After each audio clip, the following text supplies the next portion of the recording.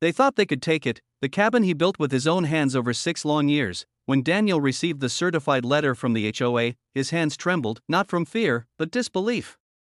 The notice claimed the wooden cabin tucked beside the Pine Ridge violated community expansion rights and would be seized within 30 days. What they didn't know was that this story wouldn't end the way they expected. Because hidden in old county records was something that would change everything. For 6 years, Daniel had poured his weekends, savings, and sweat into that cabin.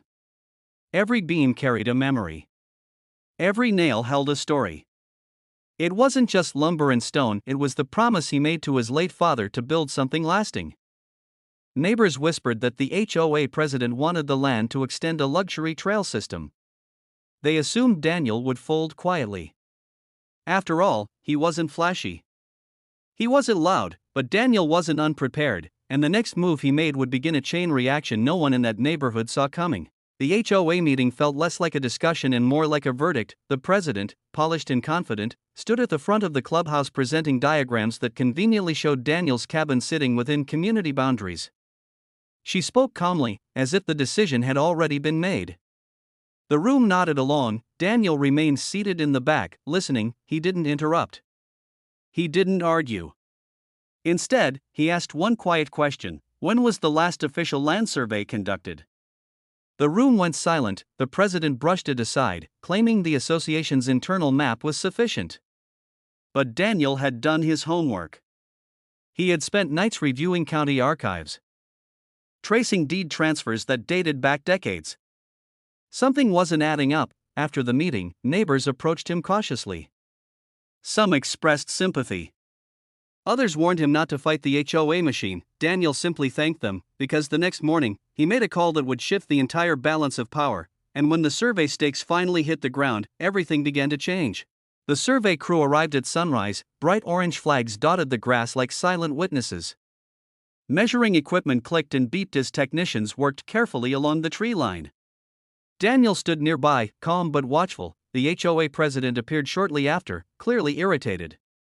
She insisted the process was unnecessary and disruptive. Yet she couldn't stop it.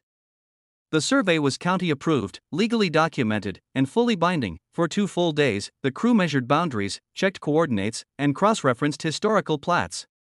Neighbors watched from porches, curiosity growing. By the third afternoon, a small crowd had gathered as the lead surveyor walked toward Daniel holding a folder. The president crossed her arms, confident, but confidence can be fragile. When the surveyor unfolded the official map and pointed to the marked boundary line, expressions began to shift. The red line didn't touch Daniel's cabin at all. In fact, it revealed something far more shocking, and in that quiet moment, the power dynamic flipped completely. The results were undeniable. Daniel's cabin was fully on his privately deeded land, while outside HOA authority. But that wasn't the twist. The survey showed that part of the HOA's newly installed walking path extended several feet onto Daniel's property. A ripple of murmurs spread through the crowd. The president's expression stiffened. She quickly tried to suggest a mapping discrepancy, but the stamped county seal said otherwise. The documents were clear, legally verified, and final. 4 months, the HOA had expanded amenities under the assumption that no one would question them.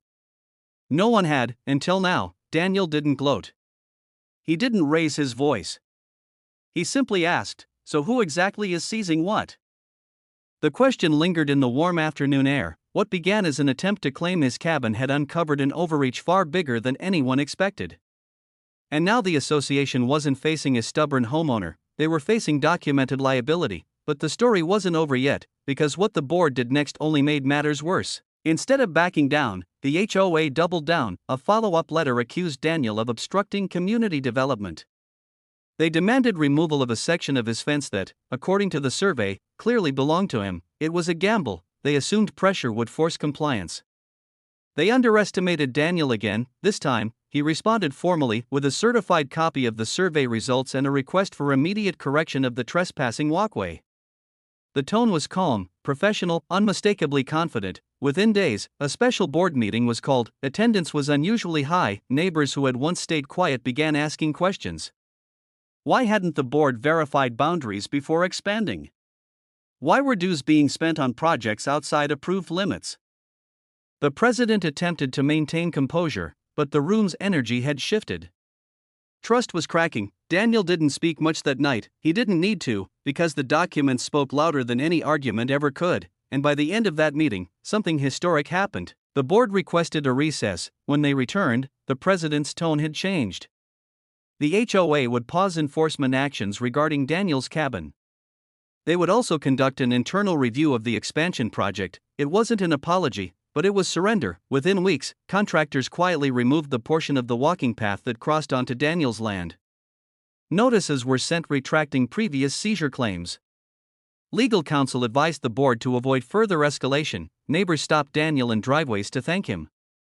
Some admitted they'd felt pressured for years but were afraid to challenge authority. Daniel simply said he had protected what was his. 6 years of work.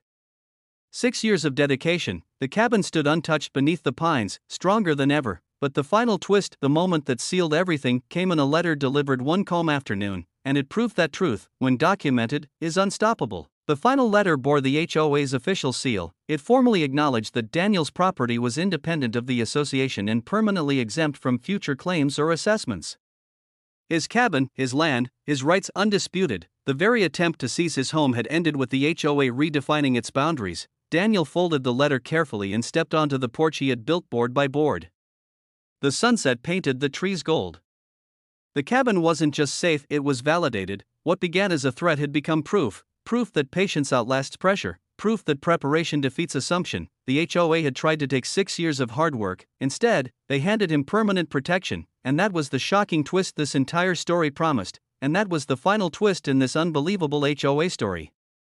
If you love the drama, don't forget to like, subscribe, and drop a comment sharing your thoughts. It really helps this channel grow.